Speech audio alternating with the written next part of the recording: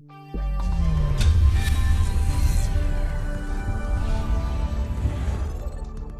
next we're going to speak about the ASA firewall NAT. So to begin, we're going to speak about what NAT is, what are the NAT options, what is the implementation on the ASA firewall, and then in the next section we're going to look at the actual configuration of a couple of NAT types.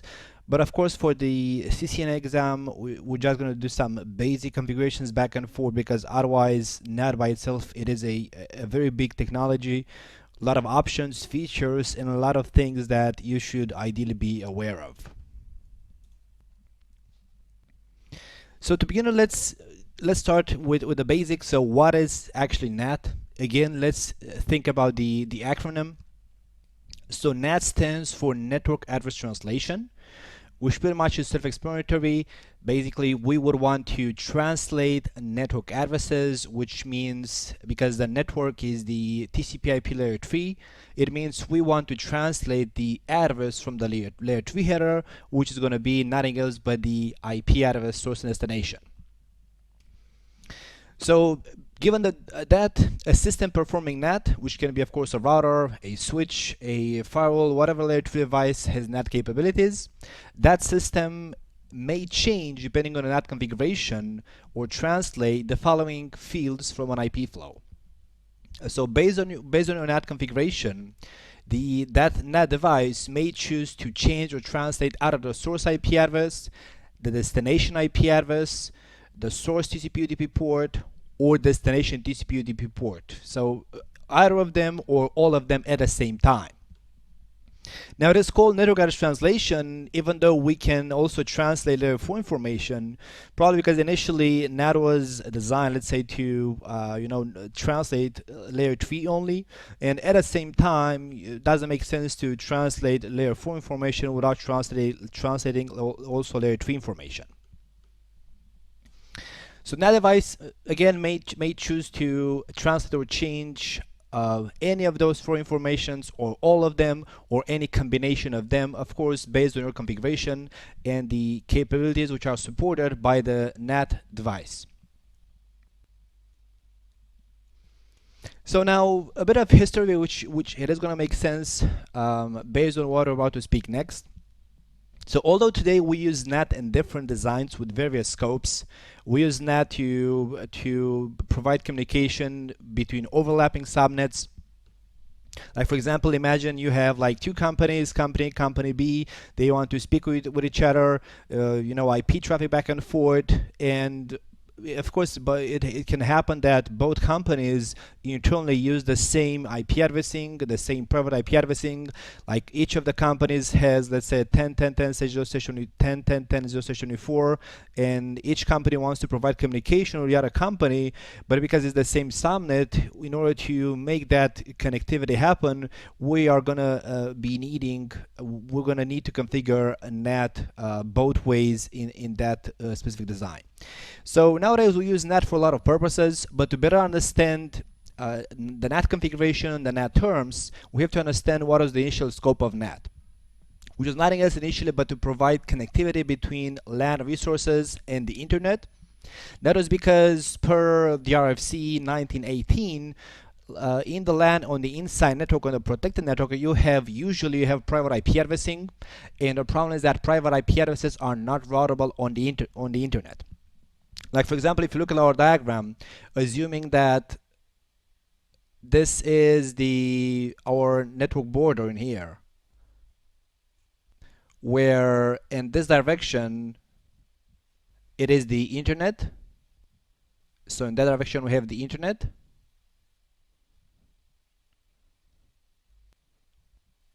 RFC 1918 addresses, which are private IP addresses, are not routable on the internet. For example, this would be one of the subnets, which means I'm gonna send traffic from that subnet, from that VLAN outside on the internet. At some point in my network, on any of the layer 2 devices which support NAT capabilities, I have to translate the subnet to something which is routable on the internet, because the source IP address is not routable in the internet, and most providers also drop all traffic being received inbound from the client, from the customers, if it has private IP addresses. So like if this would be the ISP router, technically speaking, the ISP should have an inbound filter in here which should drop all IP traffic if it's received with private IP addresses. So that was the initial scope of NAT from back in the days. Now, when Cisco added NAT capabilities first to their iOS code, which was the code on routers, because Cisco started with routers to begin with, then they added a lot of other, let's say, they added a lot of other network devices. They added switches to their platforms, to their business, by buying the CatOS company. They added firewalls and so on, access points, wireless capabilities, etc. But initially they started with routers. So at the point when they have added NAT capabilities on the routers, which the routers were running the iOS code, at that point, the inside was considered to be the LAN side, so the protected network where the private IP addresses were being with the private IP addressing scheme, and the outside was considered to be the WAN or the internet, where you would go out on the internet to reach whatever resources are not in your network. So we have to understand that was the initial scope, because as we're going to see in a couple, based on that initial design of NAT, inside being the LAN side and outside being the WAN or the internet side, they have defined the following in the NAT terms. We have something which is called inside local and inside global, outside local and outside global. And it's a lot of confusion into what those terms mean and how do we remember those terms. Because again, we have to understand how NAT was, designed by Cisco. What was their mindset and what was the scope of NAT in order to understand those terms. And because memorizing those terms again is not going to help, you have to understand exactly what each term means, and it is going to make sense in a couple based on what we already talked about, the history of NAT, and based on what I'm about to show you next in a couple. So before we go to a diagram and speak about all of those terms, the baseline is that the inside local address, so those terms are going to represent inside local, inside global, outside local, outside global, represent an IP address. So the inside local is going to be the real IP address of a host from the inside, so from the LAN side, is visible on the inside or local. The inside global is going to be the translated IP address or the mapped IP address of a host from the inside. So it's still an inside type, an inside term, but is visible on the outside, or the outside is global. So I'm going to, of course, explain in a couple on the diagram. It's going to make much more sense. But again, remember that the LAN should have been your inside NAT interface. That's how they designed it to begin with. And the internet, the outside or the global, because facing the internet, you're facing the global network, which is the internet. So that's how you should look at the local term, local meaning the LAN side, and the global term meaning the internet, everything else which doesn't belong to your company. Likewise, you have outside global, which is the real IP address of host from the outside, as visible on the outside or global. And the outside local is going to be the mapped IP address of a host from the outside, because it's still an outside type of address, but is visible on the inside or on the local. To better understand this, there's a Cisco document which I'm going to make use of to explain this functionality, and it's going to make a lot of sense. For example, let's assume that this is going to be our NAT device. Doesn't matter if it's a router, switch, firewall, that's going to be our NAT device. And as you can see, they put in here that they said in here that on the left side we have the inside network, which is going to be hosts with IP addresses from the RFC 1918 private addresses, and this is going to be the outside network, which means the internet. And for the sake of it, so based on the initial Cisco design, it means that when you would enable NAT on the iOS, because in this direction you're facing the inside network, which means the protected network, which means the private IP addressing scheme. Configuration wise, you're going to go on that device, which was the router, and make this interface in here as IP NAT inside, because it's facing the inside network. Inside.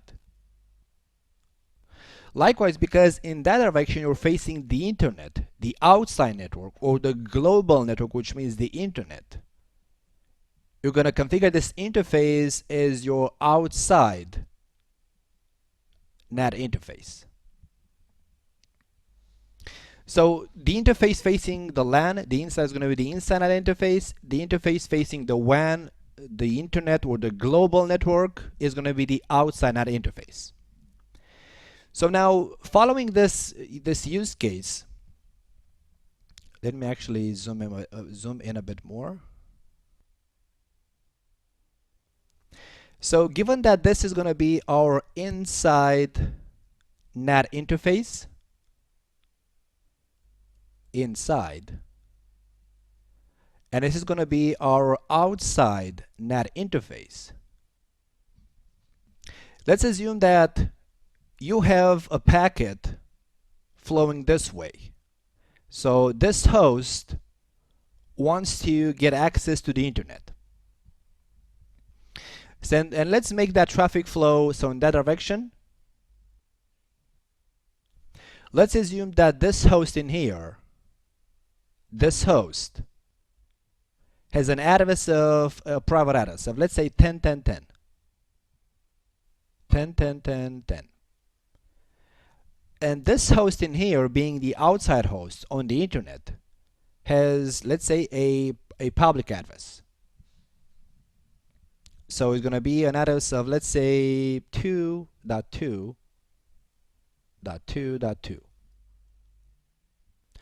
And looking at that traffic flow, we want the inside host to be able to get access to the outside host, so IP communication. But because the inside host has a private address, we have to translate or NAT that address as traffic goes out on the internet. So what this means is that as the inside host is going to initiate the traffic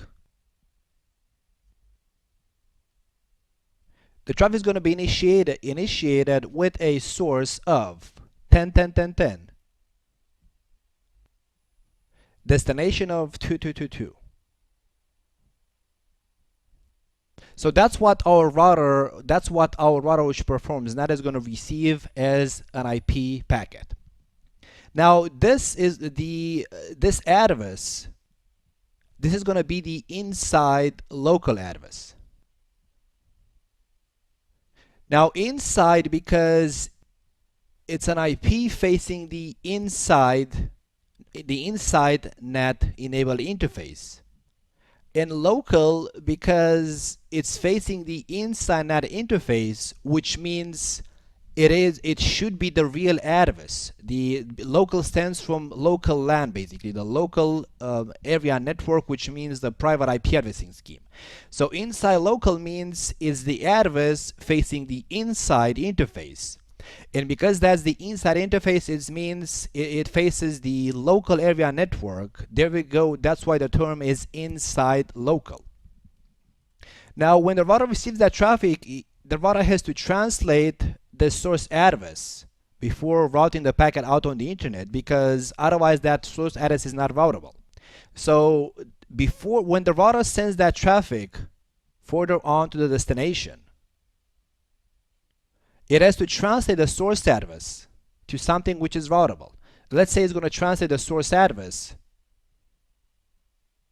to, let's say, 3.3.3.3.3.3. Of course, destination is going to remain the same. Destination is going to be 2.2.2.2. So I'm adding the source from 10.10.10.10 to 3.3.3.3 as I'm routing the packet out on the internet. And now this netted address, this is going to be the inside global. Inside global. And this makes sense because what this means is that this address is a mapped address of a host from the inside, because that's what it is. 333 is the mapped address of 10.10.10.10, which that was the address from the inside network. But it's called inside global because that's how the outside host is going to see the traffic flow source from 3333. So it's called inside global because when the router sends this traffic out on the outside NAT interface, out on the global network, which means the internet, there we go, the term inside global. So for me it's very simple, right? As long as you configure the NAT interface facing the LAN to be the inside NAT interface, and the interface facing the internet to be the outside NAT interface, it makes sense that as traffic flows from the inside to the outside, so from the LAN local area network to the global area network, which is the internet, and you're netting the source IP address, it makes sense that the real source is called inside local because it's an address visible on the inside NAT interface of the router. And because it's the real address, it means it's the address from the local area network. Then when the router routes that packet out on the internet, out on the global network, because it changes that IP address, it becomes inside global. So it's still an inside address because it's meant to represent that this is the mapped address of a host from the inside network. And it's called inside global because this is how that host from the inside is going to be visible outside on the internet, which means on the global network. So the terms make a lot of sense. Now, assuming that this is your network, let's speak about outside global and outside local. Assuming likewise that this is your network, and let's assume now that this inside host from here, it's a public service, like it is a FTP service or web service, which you want people from the internet to be able to access that resource. So now we're going to look at the reverse direction of the traffic flow. So I would want people from the internet to be able to reach that inside host, but the problem is that that inside host has a private IP address which is not routable. So I have to configure this NAT device to translate that address to be visible on the internet as a routable address, not as a private RFC 1918 address. So let's suppose that what I'm going to be doing is, again, let's suppose that this host, and let's put in here the green is going to be my global, which means the internet. So likewise, let's assume that this host on the inside has an address of 10.10.10.10, which is again private address. And I want, again, people from the internet to be able to reach that service, but because it's private, it's not going to happen. I have to make sure that this IP address is visible on the internet as a routable IP address, which means I'm going to configure this NAT device in here to actually translate that address of 10.10.10 to be visible on the outside network. So I want that 10.10.10 from the inside to be visible on the outside network as, let's say, 3333, because that's a public address.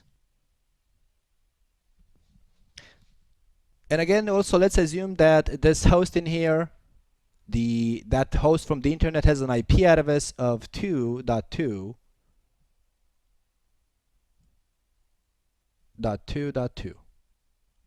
So now let's look in this traffic direction in here. When that outside host wants to reach that inside host to reach the web service or the FTP service or whatever.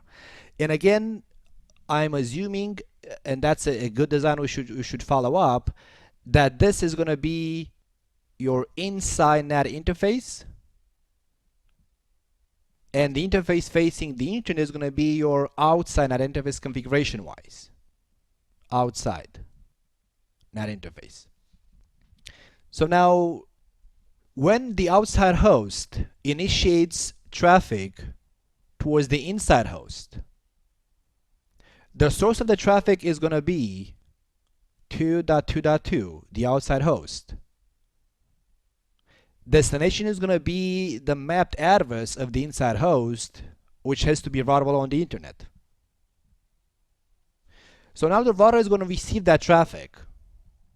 And based on its configuration, it has to now do destination NAT, or how they call it, untranslate. So in general, translation means you're gonna translate the source address from the IP header, that's source NAT. Destination NAT means you NAT the destination address from the IP header, which is also called unnatting in a lot of documents or a lot of specialty books. So when the router receives that traffic, is going to change. When the router receives that traffic and it has to route it on the inside network, it has to NAT the destination. So what this router is going to do, it is going to keep the source as it is, 2.2.2.2.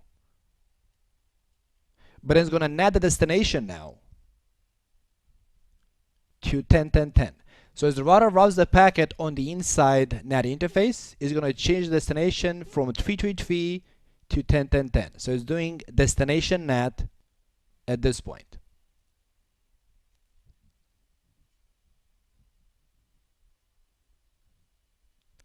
Now from the NAT terms point of view, in this traffic flow, this destination is going to be known, this destination in here, the map destination, is going to be known as outside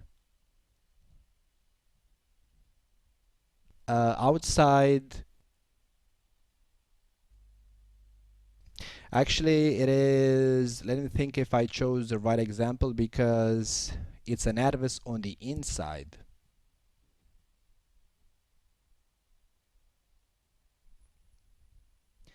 So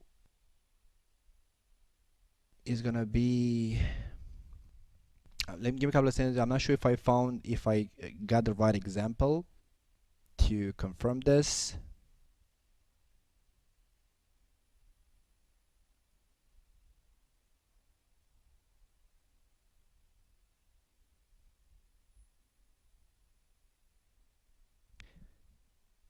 To make it easier to understand, actually we're going to do the following, because I'm gonna change the example as follows, because in general it's going to be easier to, I'm going to change the example for the following reason. Because on the iOS code where they define those terms, configuration wise, you're going to end up always doing source NAT. So that's a rule of thumb. Configuration wise, you're going to always do source NAT. It's just a matter of how traffic flows back and forth to the NAT device, if the router is going to actually do destination NAT or source NAT or both.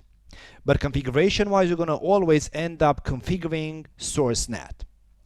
So for that reason, let me do the following. Let's take this example. So let's take the same traffic flow. Let's consider again this to be the inside network in here as it is, and this to be the outside network in here as it is, which means this is going to be the interface facing the inside network, is going to be the IP NAT inside interface. So this interface is going to be my IP NAT inside interface. And this interface facing the internet is going to be my IP NAT outside interface. And we're going to look at the same traffic flow this way, from the LAN to the internet.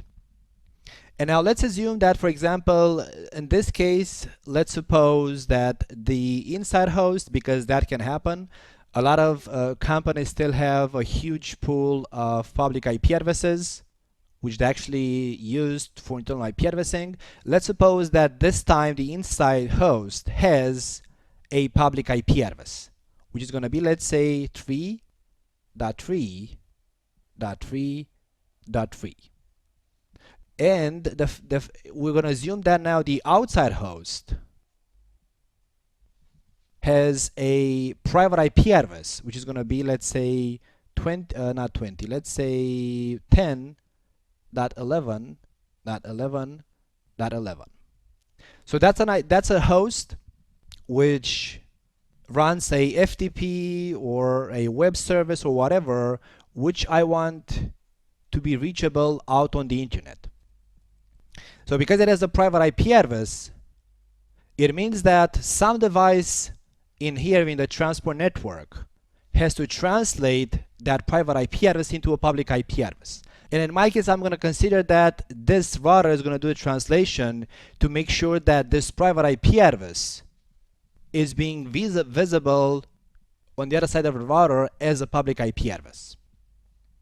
So what is going to happen is that this host, which has that private IP address, I want the NAT device to translate that address to be public. And it's going to translate it to, let's say, 2.2.2.2. So that address of 10.11.11 from the outside NAT interface is going to be visible on the inside NAT interface as 2.2.2.2. And now let's look at the traffic flow going in that direction. So as the inside host initiates the traffic for that public destination, the packet is going to have a source of 333, the inside host, and a destination of 222, the mapped address of that public service, which actually has a private address. That's what this router is going to receive from the inside host. Now, based on this configuration, when the router has to route the packet on the outside NAT interface, it's going to translate the destination now back to its real IP address. So what this means is that when the router forwards the packet out on the outside NAT interface, it's going to keep the source as it is, 3.3.3.3, and NAT the destination back to what it actually is, 10.11.11.11. And now using this traffic flow and those interfaces as IP NAT inside and IP NAT outside, this destination in here is the host on the inside was accessing. This destination is going to be known as outside local, while this destination is traffic is routed on the outside NAT interface is going to be known as outside global. And again, this makes a lot of sense. Let's look at the first session. So what the inside host, session number 1, what the inside host initiates as a traffic flow, which is this source destination, which is called outside local. So that destination is called outside local. It's called outside because that address which I'm trying to reach is reachable on the outside NAT interface of the router, so out on the internet. And it's called local because that's how that address is visible locally on the local area network. Now, when the router, step number 2, routes the packet out on the internet. And it's going to know destination, that is going to translate the destination. This address is now called outside global because this address, this destination, is reachable, routable on the outside NAT interface of the router. And it's called global because that's how that address is visible on the global, which means on the internet, which means on the outside NAT interface. So it makes a lot of sense basically. So when you send a flow out on the internet from the LAN to the internet, and the router is going to destination NAT. So I'm going to initiate traffic out on the internet with a destination of, let's say, 999. From the router's point of view, that's going to be the outside local because I'm on the LAN, and that destination of 999 is routable out on the outside, the global, the internet. But it's called outside local because that 999 is what I see on the local area network. That's the IP address that I see on the local area network. But then when the router has to route the packet out on the internet and to destination NAT or untranslated destination, then that new destination is called outside global because that address is an address reachable on the outside NAT interface. And it's called global because that's how that address is visible globally out on the internet. So it makes a lot of sense if you just think about, again, about the history of NAT, which was always scoped to do initially source NAT only, and about the fact that Cisco invented those terms with the mindset of the inside NAT interface to be facing the local area network, and the outside NAT interface facing the internet or the global area network. So there you go. That's why we have the local and global terms back and forth in there.